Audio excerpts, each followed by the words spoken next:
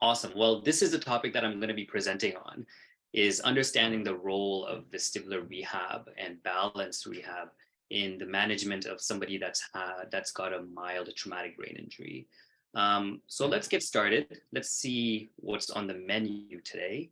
Um, we're going to start with just a brief introduction to what mild traumatic brain injury is. We'll talk about the assessments, components of the assessments as well, and exactly how do we assess somebody with a mild traumatic brain injury. We'll discuss some treatment options for patients as well, and some of these treatment options. Obviously, I'm looking at it from a physiotherapy perspective, and finally, we'll conclude and just put it all together. So let's start with a definition. A mild traumatic brain injury is a complex pathophysiological process affecting the brain. It is the result of an injury caused by biomechanical forces. And so we need to differentiate between traumatic and non-traumatic brain injuries. So when we're looking at traumatic brain injuries, we're focused on falls, car accidents, direct blows to the head, or it could be even indirect blows to the body that radiate up towards the head, and sports injuries as well. Concussions are also a part of mild traumatic brain injuries as well. And then on the flip side, we look at non-traumatic brain injuries, and these are brain injuries that are a result of some kind of a stroke or an anoxic event, poison, a virus or a tumor or brain tumor. So we need to distinguish between the two so we can identify how to properly treat, because the treatment between the two is quite different.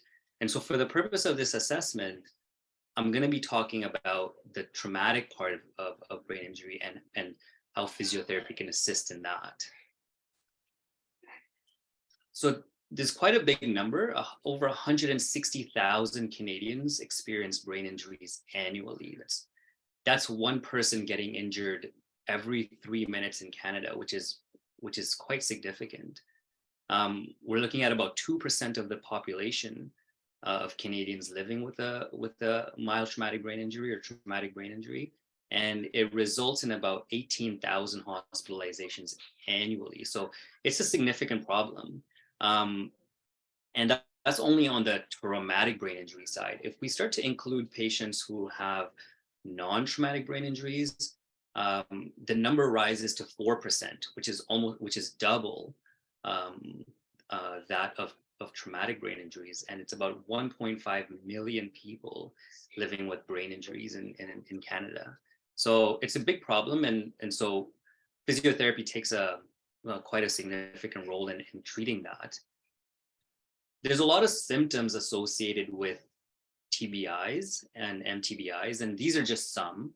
I know that the range is quite vast, but we're looking at physical symptoms, cognitive, emotional, and then symptoms around sleep as well.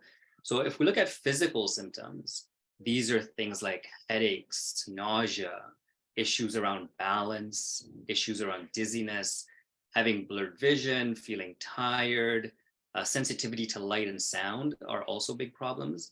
And our focus for the assessment today is going to be primarily on sort of these balance and dizziness areas. So I'm only covering a very small part of the vast scope of what the symptoms of TBI can be.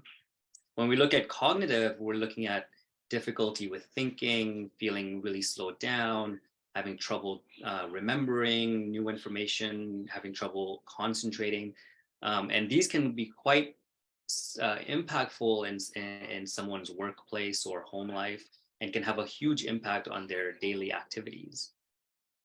There's also emotional symptoms as well, and these can range from being irritable or having sadness or depression. Sometimes people are more or less emotional. Nervousness and anxiety. And the anxiety and the stress can also come in from having some of those more physical and cognitive. So they're all sort of tied in and they impact one another. Sleep disturbance is quite common as well.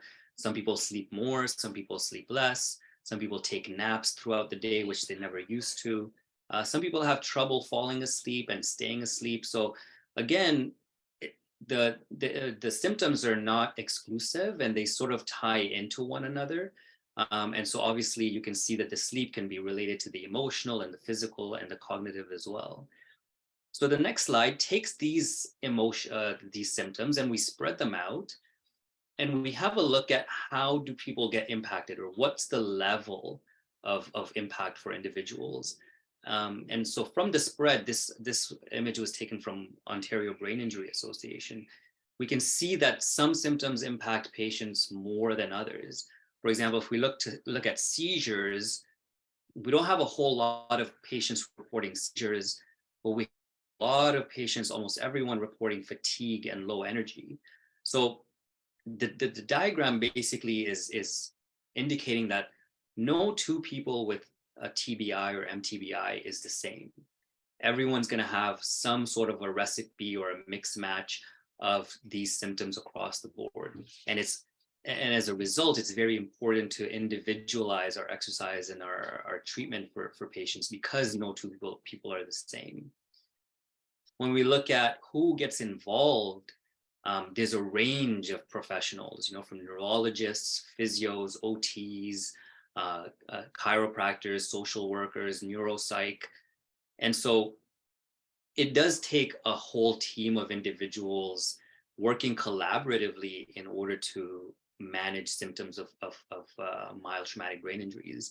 And it's very important for those individuals to talk to one another and to share their assessment findings, and to collaborate in order to give the most effective program for somebody that's struggling with an MTBI.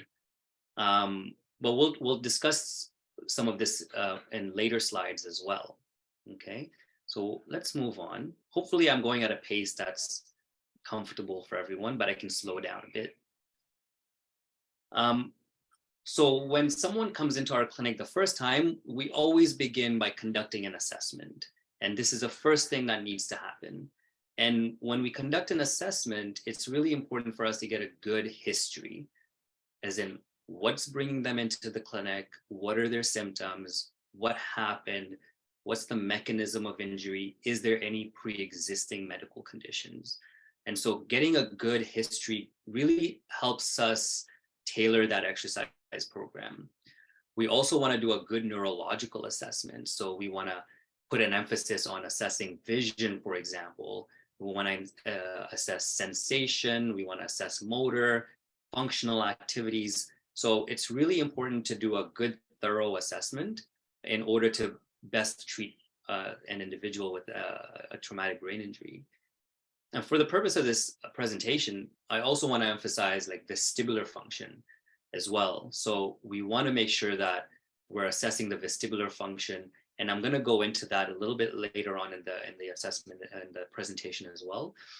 The other part is gait and balance. We want to have a look and see how someone's walking, moving around.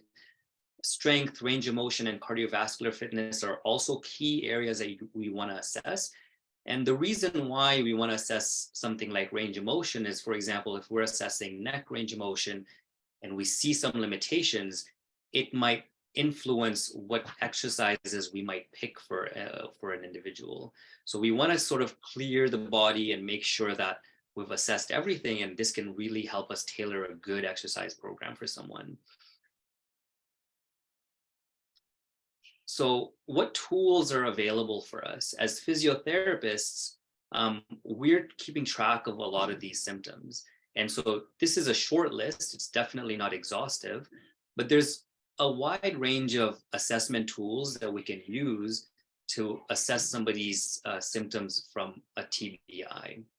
So, we're looking at the eye movements, we're looking at head movements, something like a Rivermead post-concussion symptom questionnaire that can have a look at all the symptoms that somebody's experiencing, and then grade it based on a scale. And these assessment tools essentially help us to establish some kind of a baseline, and we can reassess, say, in a month or 2 months, and track our progress over time. So it's really important to do some of these assessments, and in that way we can see whether the exercise programs are helping, and if so, what's helping, what's not helping. And so we can really start focusing our treatment to things that are beneficial for the patient. And so some of these tools we use to assess the symptoms. One tool that I want to highlight is this last one here, the Buffalo Concussion Treadmill Test. It's a really good tool because it helps us to determine someone's cardiovascular fitness and how exercise will impact their symptoms. And so it's not a tool that, for the purpose of this presentation, I'm going into detail for, but be mindful of it. And if you haven't done a Buffalo Concussion Treadmill Test, ask your physiotherapist or ask your doctor to recommend that and get that assessment done. Balance is another one, and balance can be really easy to assess. So there's this 10-second balance screen, and based on your age, so say I'm 49 years and under, I should be able to do a single leg stand for 30 seconds with my eyes closed. If I can't, and if I'm only lasting about 10 seconds or less, that suggests that my balance is impaired. And so this is a very easy balance screen. There are others. Other assessments include, there's a Berg balance scale, there's a Tinetti balance assessment, balance error scoring system, CBNM, which is the Community Balance and Mobility Assessment. And then there's a dynamic gait index, which also looks at walking. So there are these screening tests that we use in the clinic that help us understand what somebody's balance might look like.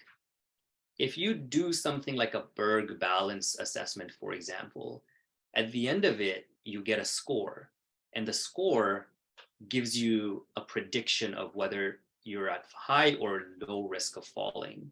And so having that score early on can be quite a good way to track progress over time. So you could do that score early, do it again later on, and then see the difference over time. So really key to do some of these assessments. So how do we treat symptoms of mild traumatic brain injuries? We want to look at this from a vestibular, vision, and balance perspective. And for the purpose of this presentation, I'm limiting it to just those areas, but there are others as well. But we want to have a look at vestibular, vision, and balance, and these are sort of, they work together, and so we want to treat those together as well. I'm going to show you a brief video on how the vestibular system works, because I think videos are a really good learning tool. So I'm just going to hit play here real quick. Oops, hang on. Here we go.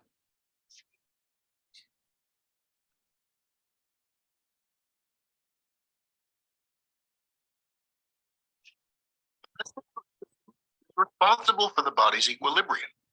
It maintains balance and provides awareness of the body's spatial orientation.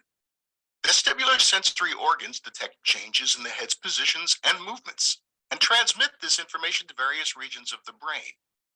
Projections to the brainstem trigger reflex pathways that lead to compensatory actions to maintain stability or reestablish equilibrium, while projections to the cortex provide perception of gravity and movement.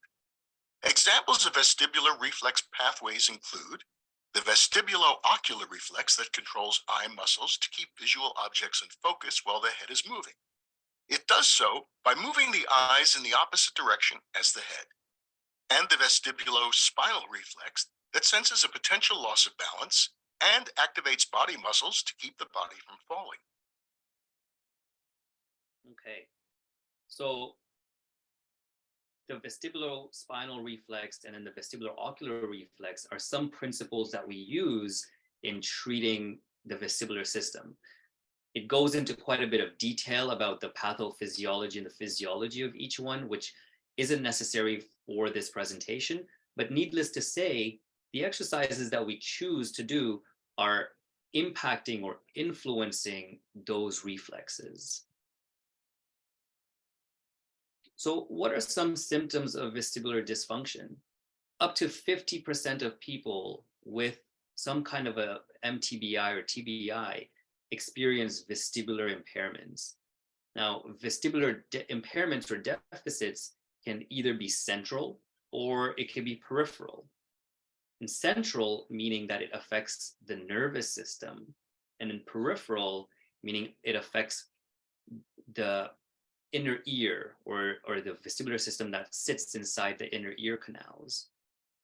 When you have a vestibular dysfunction, you can experience lightheadedness, dizziness, imbalance, vertigo, changes in your vision, balance issues, and all of these can also lead to anxiety and stress as well.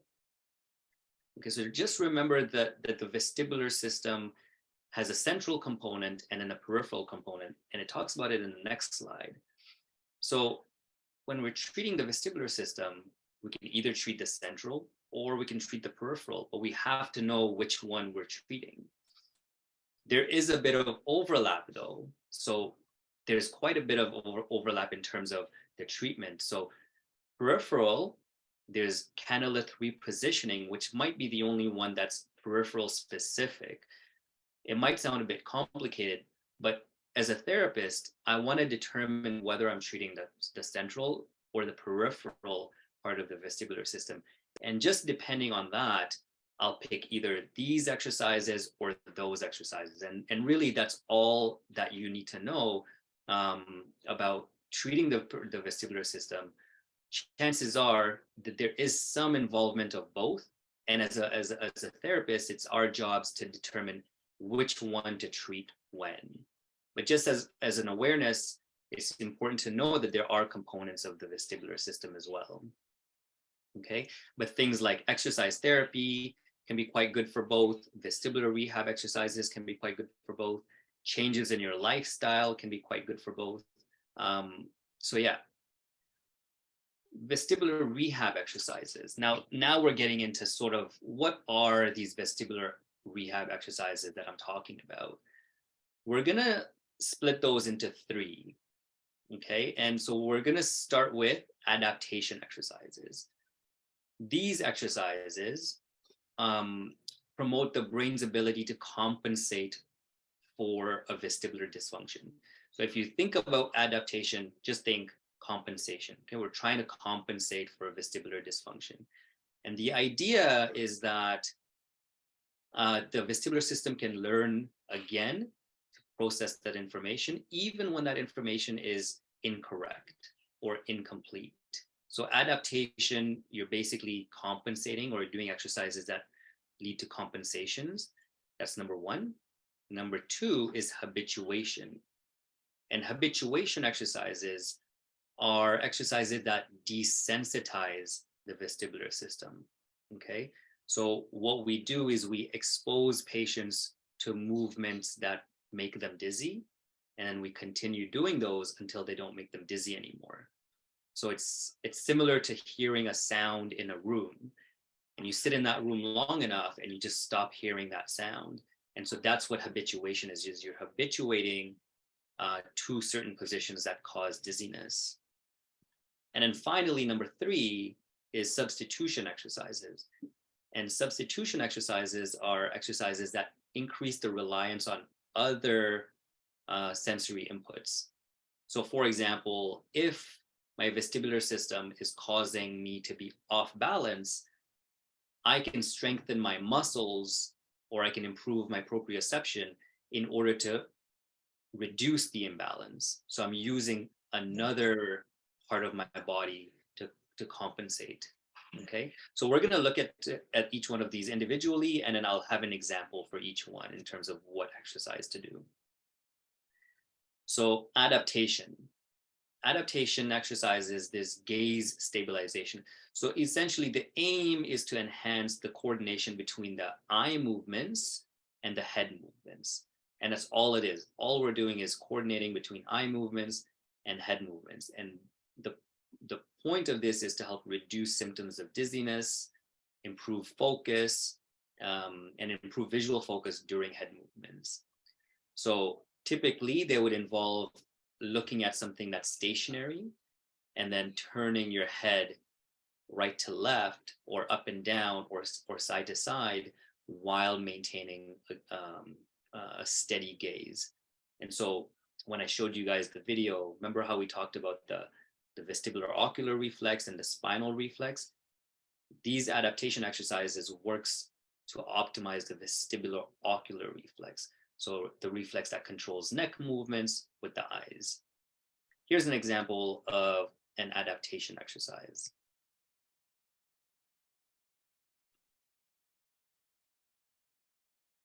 Stay more clear. The first exercise we're going to demonstrate is called VOR times 1. In VOR times 1, the head is moving and the object stays still. Have the patient hold a business card, and while focusing on an item on that business card, go ahead and turn your head side to side, keeping that image stable. It's important that the person do this exercise for 1 to 2 minutes. Okay, fairly simple exercise. Holding a business card out or holding a popsicle stick in front of you, keeping your eyes on the stick, and turning your head side to side. So that's working on the vestibular ocular reflex. This is an example of an adaptation exercise. The next one would be habituation exercise.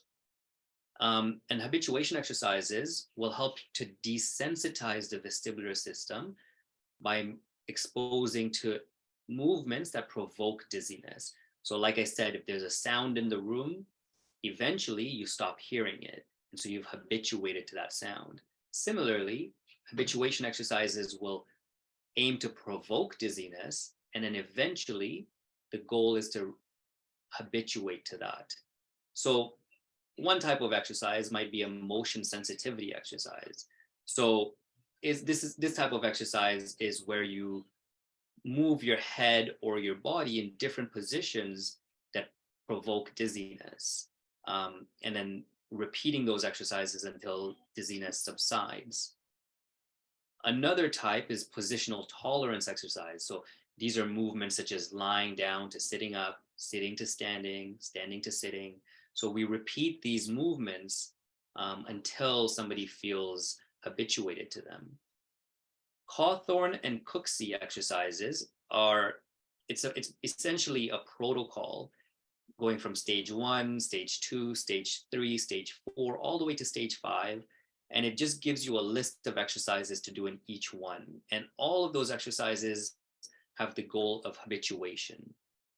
So habituation exercises have to be very individualized and specific, because something that might make you dizzy might not make somebody else dizzy. And so they have to be very specific to you. So here's an example of habituation exercises.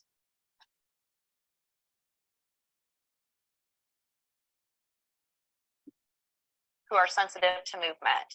Habituation is based on the theory that our brains do not like being dizzy, and if we bombard it with dizzy information, the brain will learn to ignore it. It is very important that habituation exercises be developed on an individual basis. A person can only habituate to a noxious stimuli if that stimuli is noxious. If a particular movement does not induce their symptoms, it would be useless to do the exercise. One example of habituation exercises is called Brandt-Daroff habituation exercise. This is an exercise that a patient can be taught to do in their home. Have the patient short sitting on a mat or on their bed. Have the person turn their head to the right 45 degrees and then lay quickly down on the left side to elicit their symptoms. They need to wait until their symptoms go away and then quickly return to sitting. Wait for any symptoms to subside, turn the head to the left 45 degrees, and then quickly lay down on the right side. Wait for symptoms, return to sitting. And again, we're going to... Okay. So I know that looks pretty aggressive and wild in terms of a movement. It doesn't have to be that, right? Again, like she said, it's very specific to what you might find dizzying. So for some patients, lying down to sitting up makes them dizzy. So we practice that repeatedly, or we prescribe that as an exercise and do it to a point where it doesn't elicit dizziness anymore. So we try and habituate to that. For some patients, turning their heads right to left might make them dizzy. So that's where we start. So again, it's very individualized, it's very tailored, and that's the important point, is that no two people are the exact same. And so we really do need to do a thorough assessment of what's causing the dizziness and what movements cause dizziness. And that way we can tailor the exercise program. Who are sensitive to movement. Okay. Finally, we've got substitution. So number 3 is substitution exercises. And these exercises allow us to rely on other sensory inputs in order to offset the vestibular dysfunction. So, for example, performing balance exercises while wearing prism glasses. And so those prism glasses are going to offset your balance. And so it challenges the vision system and it encourages the reliance on visual inputs. Another one is proprioception type exercises. So these are exercises where someone might stand on a foam pad, for example. And so you're using your proprioception, your muscles, and your joints in order to improve balance. And so that you're substituting vestibular dysfunction by increasing your ability to use your proprioceptive system. And then there's visual vestibular integration exercise where you kind of put it all together and you use your vision and you use your vestibular and you use those together in order to substitute. So performing head movements with visual tracking, walking and looking, walking and turning. So different walking exercises can help improve this coordination between the vision system and the vestibular system. So the vision and the vestibular system are quite closely connected. And so we do work on both of those together. Here's an example of substitution type exercises that's going to involve both head and eye movements. Whoops.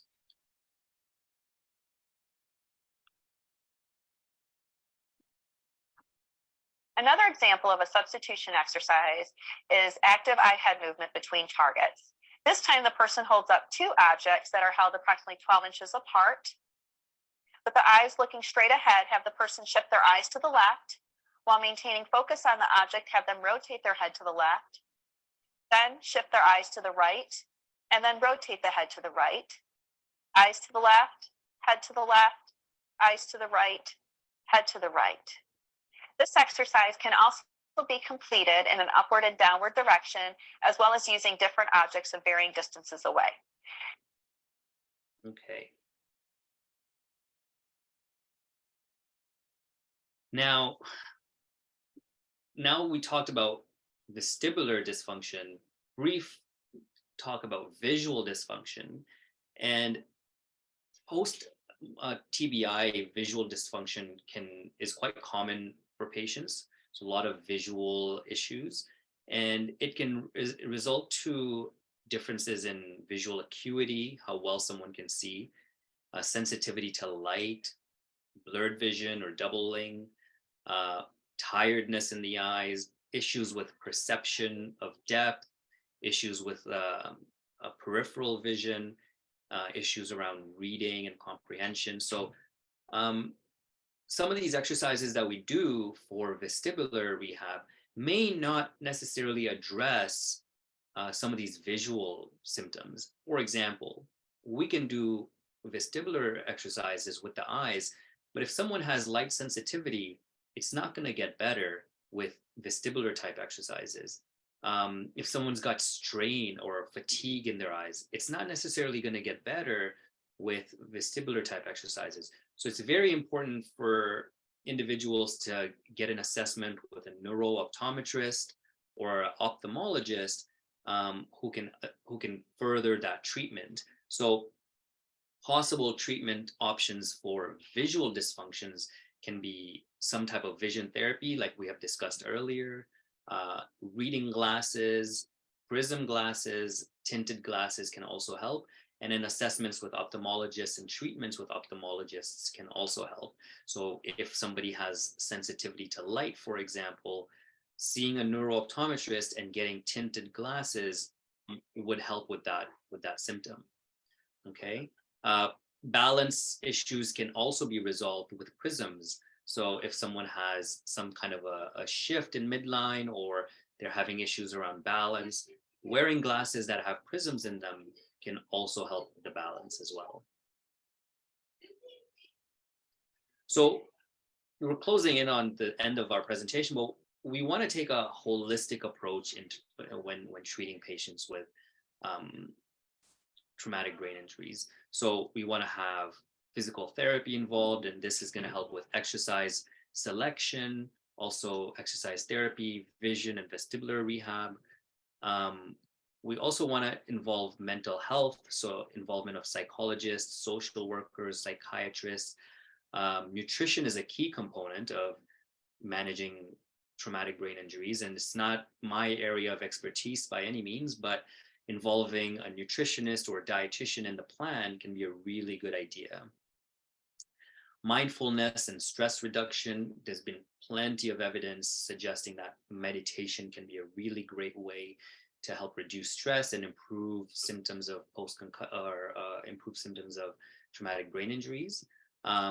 Cognitive, so involvement of occupational therapists can help strategize cognitive rehabilitation as well. And obviously you have your medical management, so involvement of family doctors, different specialists like ophthalmologists, neurologists, ENTs, and those are really key as well from a medical perspective. Okay. So let's summarize what we've discussed so far. So in general, we want to suggest that no two individuals with mild traumatic brain injuries are the same. There's a range of symptoms and everyone presents differently. So a thorough assessment is really, really necessary, which should include a neurological assessment, balance, range of motion, strength, vestibular and vision systems. So assessing all of those is really key. From the assessment, we can have an individualized exercise program. So because everybody presents differently, it's really important for us to individualize this exercise program and tailor it to them specifically. And then a combination of adaptation, habituation, and substitution exercises can be helpful in reducing symptoms of dizziness and imbalance. And along with that, balance exercises like single leg standing, standing on 2 feet with your feet together, lots of different types of balance exercises that you can include as part of this vestibular rehab as well. And it's really, really important to work together as a team with other healthcare professionals as well. And consistency is key. So keeping at it and making sure that you continue the rehab program, if not in the clinic, then definitely at home, is really, really key in terms of making sure that progress is made. One final piece I would suggest, which I haven't had a chance to talk about in this presentation, is cardiovascular exercise. I'm a huge proponent of cardiovascular exercise, and I think it's a really, really good way of improving blood flow and circulation to the brain, and that can be a major difference maker in managing traumatic brain injuries. Okay, that's it. That's my presentation. I appreciate everybody's time. Thank you for coming, and please let me know if anyone has any questions.